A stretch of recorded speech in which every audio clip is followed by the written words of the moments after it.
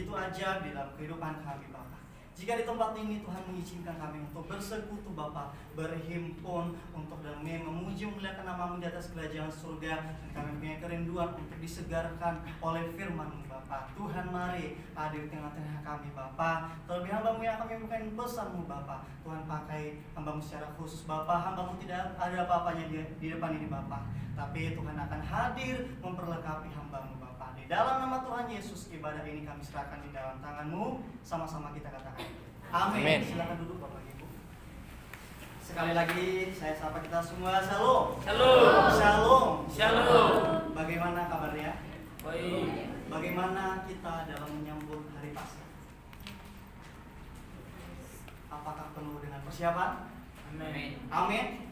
Amin. Amin. Bapak Ibu, saya mengawali khotbah ini dengan sebuah cerita. Boleh saya bercerita? Boleh ya. Jadi sekitar 2 minggu yang lalu, saya berada di kafe. Saya ngantri. Dan puji Tuhan, kafe itu memang menjadi berkat bagi banyak orang. Banyak konsumennya, anak kecil, yang besar, ibu-ibu. Mereka ngantri banyak di situ. Sekitar 7 orang yang ada di depan saya ngantri ya. Dan itu kafe itu sedang tren, pada saat ini sedang viral. Yang katanya kafe itu asal mulanya dari Cina. Nah, saya ngantri. Saya nunggu kan sampai saya ke depan.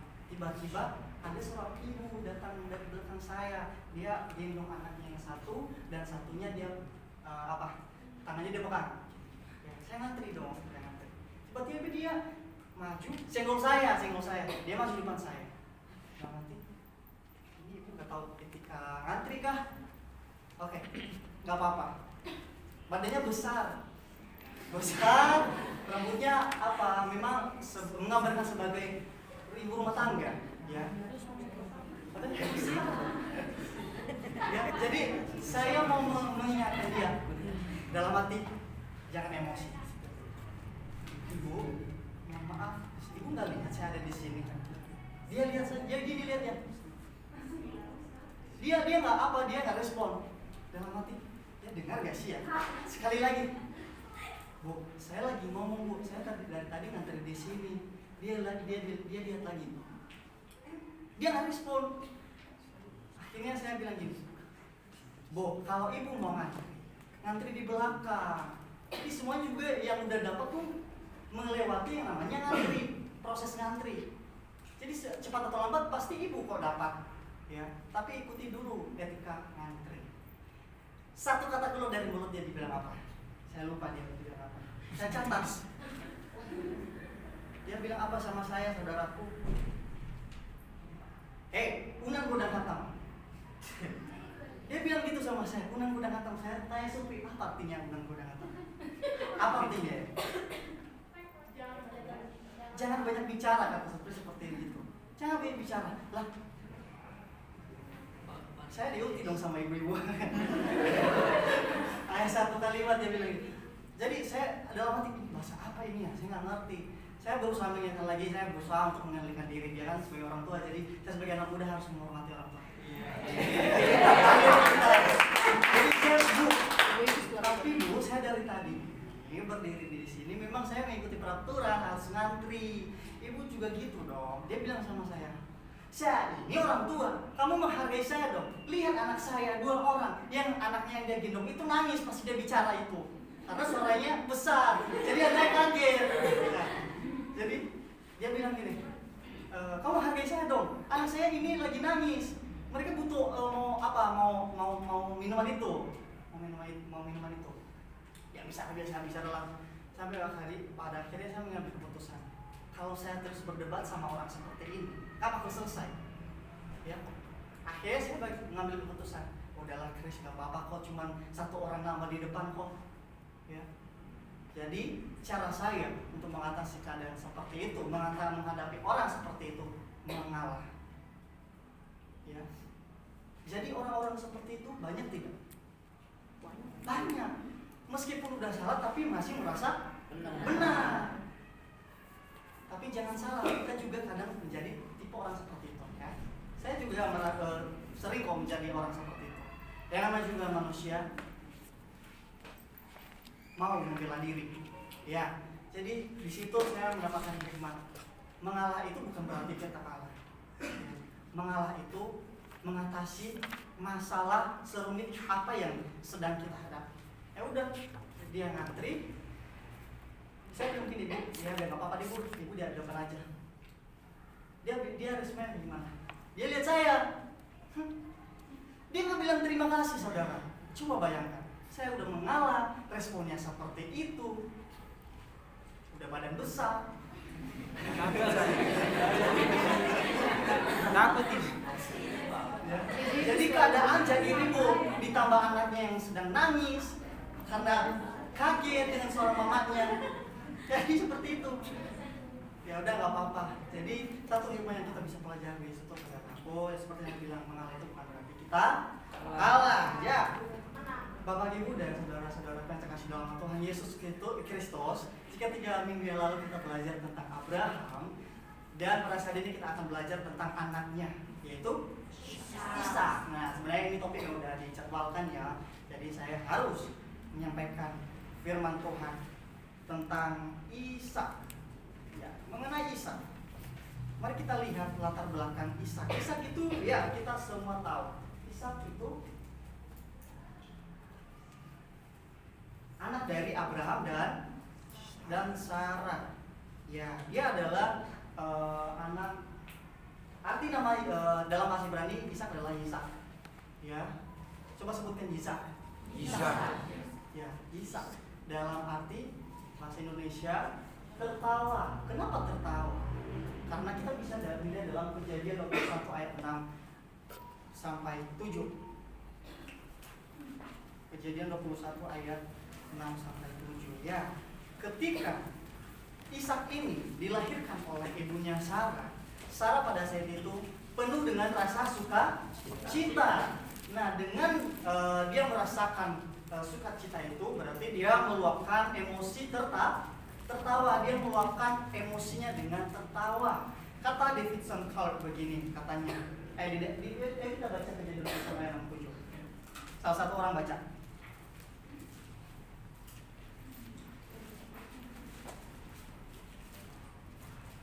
Bisa satu orang bacakannya.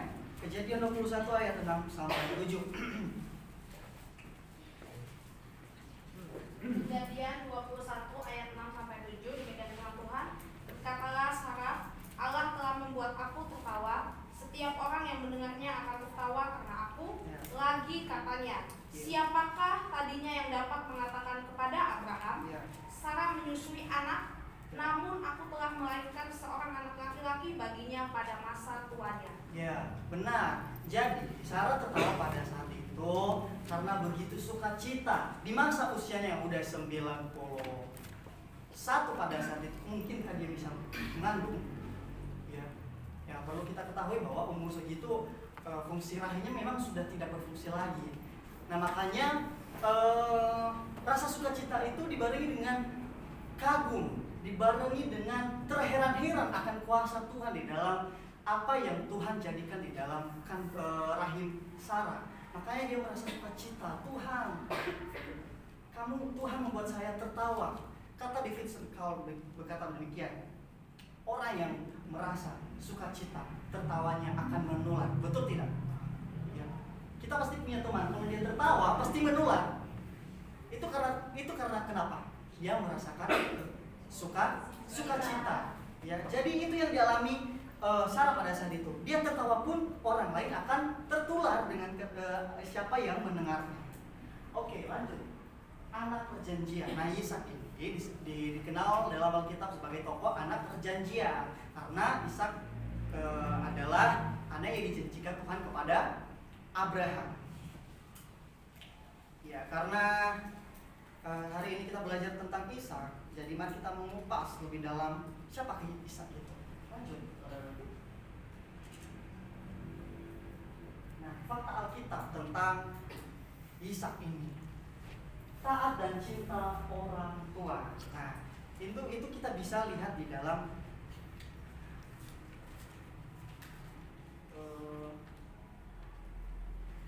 Kejadian ayat 22 ya. Ketika Ishak dibawa oleh ayahnya Abraham ke Gunung Moria. Untuk apa? Untuk dipersembahkan, untuk dijadikan sebagai persembahan. Ya, pada saat itu Ishak menuruti dan taat ketika Abraham dia dibawa menjadi calon persembahan.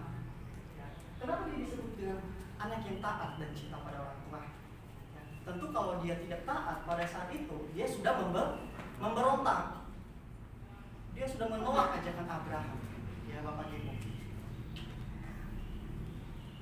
Ishak taat dan tidak memberontak saat dia diikat oleh Abraham di Gunung Moria. Ya, kenapa sih Ishak ini tidak memberontak? Nah, menjadi pertanyaan, kenapa Ishak tidak memberontak pada saat itu? Saat ayahnya mengikat dia tidak bertanya, kamu diapakan aku sama bapakku? Gitu. Kenapa? Karena Ishak semasa kecil, Ishak semasa dididik oleh Abraham dan Sarah menempuh masa yang namanya bonding time. Bonding time artinya adalah masa di mana anak dididik oleh orang tua penuh dengan kasih. Itulah sebabnya Ishak tidak memberontak, karena dia percaya penuh dengan bapaknya. Jadi dia percaya apa yang dilakukan bapaknya itu hal yang benar, hal yang normal. Makanya dia tidak memberontak. Lanjut. Ya, Ishak melihat keteladanan iman Abraham di Gunung Moria. Nah, seringkali kalau kita mendengar ataupun menceritakan kejadian Abraham mempersembahkan Ishak di Gunung Moria ini, kita lebih berfokus pada contoh teladan Abraham. Ya. Teman-teman, tak kalah juga penting teladan yang telah digambarkan Alkitab tentang Ishak pada saat itu. Teladan yang dilakukan oleh Abraham ketika dia menuruti firman Tuhan, Ishak menyaksikan hal demikian. Ya, itulah pelajaran, itulah sebuah teladan yang perlu kita lihat di dalam cerita, di dalam kisah ketika Abraham mengajak Ishak ke Gunung Moria. Kemudian bagaimana ketaatannya dan cintanya kepada ibunya Sarah. Nah, cinta Ishak kepada ibunya digambarkan bagaimana ia berduka setelah kematian ibunya itu, dan baru mendapatkan penghiburan setelah kehadiran Ribka. Ya, diingat, dan baru mendapatkan penghiburan setelah kehadiran Ribka. Ribka itu siapa? Ribka itu istrinya. Berarti selama ibunya Sarah meninggal, dia tidak ada penghiburan. Makanya dikatakan di sini dia baru mendapat penghiburan itu dari diri Ribka. Berarti selama Sarah meninggalkan dia mengalami masa duka yang mendalam. Berarti itu menunjukkan bahwa dia benar-benar sayang kepada ibunya. Betapa sakitnya ketika Sarah meninggalkan Ishak, Bapak Ibu. Nah, setelah kehadiran Ribka di dalam kehidupan Ishak sebagai istrinya, barulah dia mendapatkan yang namanya penghiburan. Jangan terdiam, Bapak Ibu. Kita sama-sama belajar firman Tuhan pada saat ini. Oke. Lanjut. Hanya punya satu istri. Ya, Bapak Ibu, suatu keunikan bagi tokoh Ishak ini ya. Di dalam Alkitab hanya Ishak yang dituliskan bahwa ia mencintai istrinya dan hanya punya satu istri saja. Bapaknya aja punya gundik. Di zaman Ishak, di zaman Abraham, seorang laki-laki sudah menjadi hal yang wajar, hal yang normal, hal yang lumrah ketika dia menambahkan jumlah istri. Istilahnya mengoleksi istri ya. Jadi udah hal yang lumrah. Nah, itu sebuah keunikan yang dipunyai oleh Ishak. Dia hanya punya satu istri. Bisa nggak kita seperti itu? Bisa. Di masa yang akan datang, kita harus menjadi sosok Ishak, Bapak Ibu. Hanya punya satu istri, yaitu Ribka. Kemudian, bagaimanakah dia bisa ketemu dengan Ribka ini?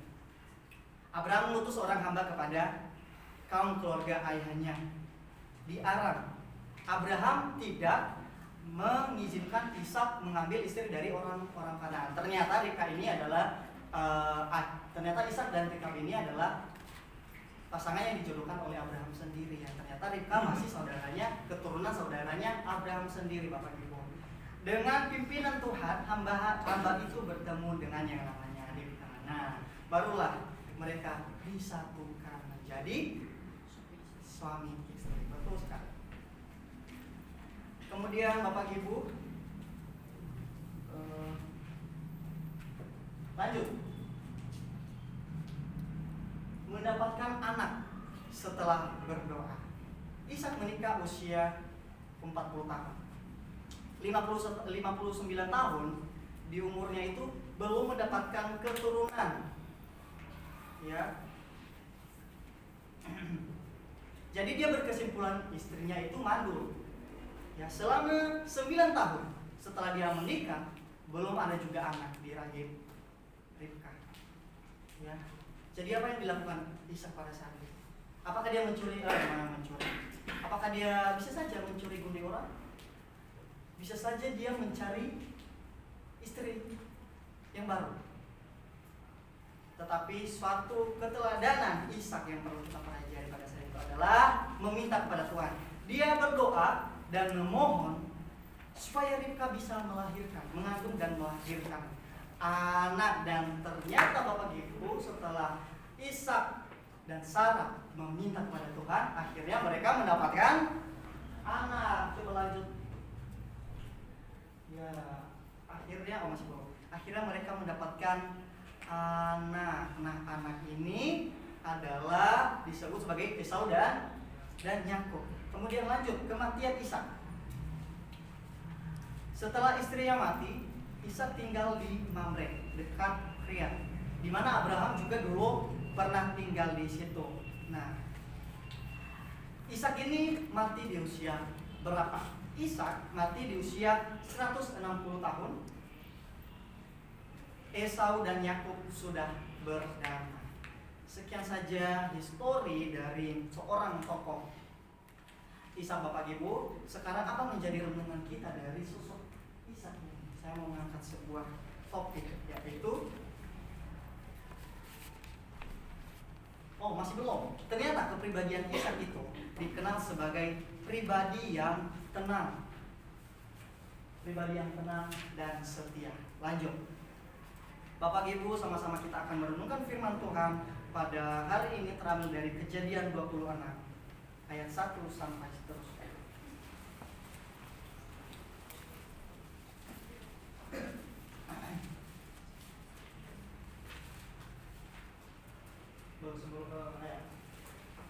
Tema yang mau saya bawakan pada saat ini adalah saat krisis justru diberkati Tuhan luar biasa. Sama-sama kita bacakan 1, 2, 3. Saat krisis justru diberkati Tuhan luar biasa. Amin. Amin. Siapa yang saat ini sedang krisis? Boleh angkat tangan? Oh ya. Hampir rata-rata tidak terduga, ternyata rata-rata sedang mengalami masa krisis, Bapak. Tapi saat krisis ya, Tuhan bisa memberikan berkat yang luar biasa dalam kehidupan kita. Amin. Amin. Nah, dalam Kejadian 26 ayat 1 saya membacakannya. Maka timbullah kelaparan di negeri itu. Ini bukan kelaparan yang pertama yang telah terjadi dalam zaman Abraham. Sudah beberapa kali ya. Bukan pertama kali dikatakan di sini. Sebab itu Ishak pergi ke Gerar kepada Abimelek, raja orang Filistin. Nah, di sini di ayat pertama ini digambarkan ternyata di negeri yang Ishak tinggali pada saat itu sedang mengalami yang namanya kelaparan, kekeringan. Jadi itu sebuah problem pada saat itu. Lalu Tuhan menampakkan diri kepadanya serta berfirman. Katanya, janganlah pergi ke Mesir, diamlah di negeri yang akan kukatakan kepadamu. Tinggallah di negeri ini sebagai orang asing.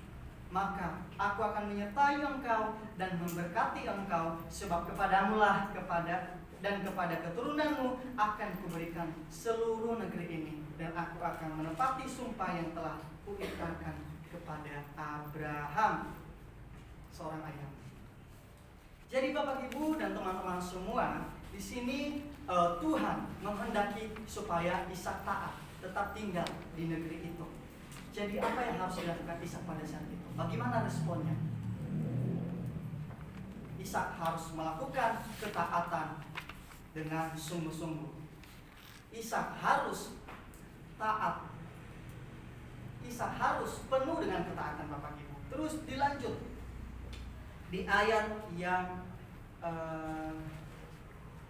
seterusnya. Jadi poin yang pertama tadi adalah Ishak melakukan ketaatan yang penuh. Di tengah kekeringan dan kelaparan terjadi negeri orang Filistin, Ishak harus bertahan sesuai firman Tuhan. Jadi dia harus menuruti firman Tuhan. Poin yang kedua Bapak Ibu, menabur karena diberkati Tuhan. Kita baca dalam 26 ayat 12. Salah satu orang membacakannya bagi kita.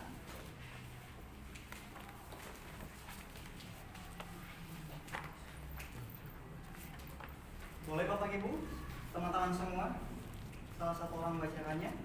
Ayat 12. Ayat 12. Maka menaburlah Ishak di tanah itu, dan dalam tahun itu juga ia mendapatkan hasil 100 kali lipat, sebab ia diberkati. Terima kasih. 100 kali lipat. Coba dikondisikan di negeri itu yang sedang mengalami kekeringan, yang sedang mengalami kelaparan, bisakah menuai hasil yang 10 kali berapa itu? 100 kali lipat. Coba dikondisikan. Itu perlu yang namanya keadaan yang mendukung, cuaca yang mendukung, asupan air yang cukup banyak, baru bisa mendapatkan tuaian 100 kali lipat. Tetapi apa yang dialami Ishak pada saat itu? Yang dimana negeri yang dia injak itu sedang mengalami kekeringan, sedang mengalami kelaparan. Bagaimana dia bisa menuai hasil sebanyak itu Bapak Ibu? Apa kuncinya? Karena sebab ia diberkati. Sebab ia diberkati. Itu adalah kuncinya. Kenapa Tuhan memberkati Ishak? Kembali ke poin pertama. Karena Ishak melakukan ketaatan yang penuh kepada Tuhan. Makanya Tuhan memberkati dia di tanah yang sedang mengalami krisis, sedang mengalami kekeringan, sedang mengalami kelaparan pada saat itu. Lanjut di ayat yang ke-13. Dan orang itu menjadi kaya, bahkan kian lama kian kaya, sehingga menjadi sangat kaya. Ayat yang sungguh indah. Penekanan yang terus diulang-ulang, ya Bapak Ibu. Dan orang itu menjadi kaya, makin lama kian kaya, dan menjadi sangat kaya. 3 kali ditekankan di situ. Berarti kelimpahan yang dituai oleh Ishak pada saat itu memang benar-benar sangat melimpah Bapak Ibu. Nah, kemudian oleh karena tuaian yang begitu sangat besar didapatkan oleh Ishak pada saat itu, apa reaksi Abimelek? Coba kita lihat di dalam ayat seterusnya. Lalu kata Abimelek kepada Ishak, pergilah dari tengah-tengah kami, sebab engkau telah menjadi jauh lebih berkuasa daripada kami. Mungkin Abimelek yang menjadi penguasa di negeri itu pada saat itu akan takut kedudukannya akan digeser oleh Ishak. Akhirnya dia mengusir Ishak dari negeri itu Bapak Ibu. Oke, apa yang dilakukan Ishak? Dia melawankah? No. Dia punya rencana busuk kepada Abimelek? No. Satu hal yang dilakukan Ishak, dan itu sangat berharga, yaitu mengalah. Mengalah. Dia keluar dari negeri itu. Dia pergi mencari berkat Tuhan. Sampailah dia di satu tempat. Apa yang dilakukan oleh Ishak? Dia menggali sumur. Yang sumur itu adalah milik ayahnya sendiri, yang telah digali oleh Abraham di zamannya. Terus dia menggali itu, air yang membuah, berkat yang begitu melimpah. Ternyata orang Filistin ini merebutnya kepada Ishak. Apa yang dilakukan Ishak? Melawan? No, dia mengalah. Dia mencari lagi sumur dan menggali lagi, airnya membuah melimpah banyak. Datang lagi orang Filistin, merebutnya kembali. Lagi-lagi apa yang dilakukan oleh Ishak? Mengalah Bapak Ibu. Sangat berharga dan sangat bernilai sosok Ishak ini ya Pak. Dia menunjukkan suatu teladan. Kemudian dia menggali lagi lah sumur yang terakhir. Dan di sini orang Filistin tidak merebutnya.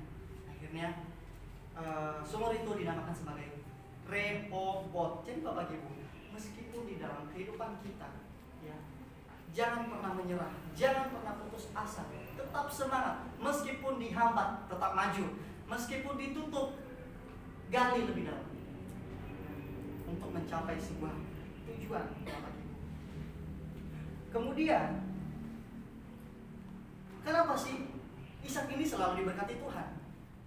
Ya, gali yang udah dia sumur yang udah dia gali, airnya membuang, justru Tuhan mengizinkan diambil oleh orang Filistin. Tapi di sumur yang terakhir, Tuhan memberkati Ishak, yaitu tidak mengizinkan orang Filistin untuk merebut sumur itu. Nah, kenapa sampai begitunya Allah atau Tuhan memberkati Ishak, Bapak Ibu?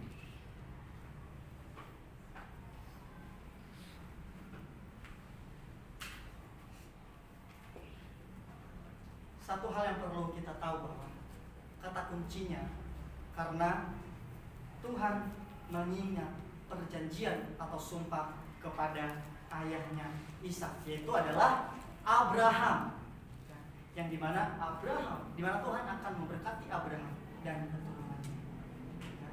Sehingga itulah yang dilakukan Ishak juga.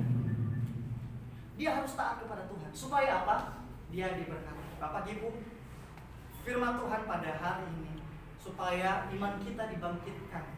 Mari kita membangkitkan iman kita, ya. Supaya iman kita pada saat ini akan berlaku bagi keturunan kita, anak cucu, dan seterusnya, Bapak Ibu. Seperti yang dialami oleh Ishak ini. Bahkan sebelumnya yang dilakukan oleh Abraham ini, sehingga anaknya Ishak boleh mendapatkan berkat yang daripada Tuhan. Terakhir.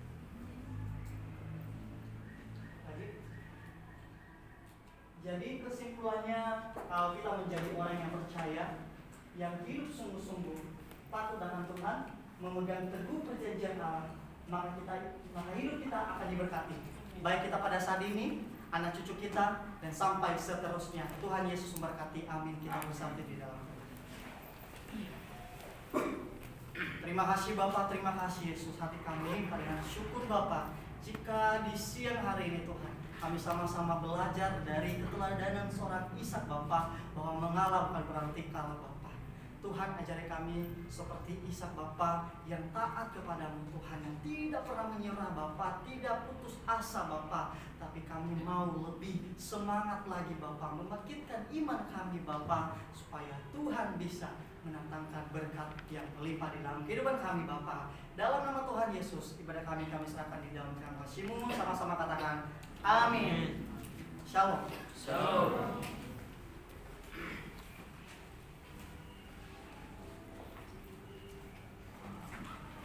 Firman Tuhan yang sangat memberkati kita semua.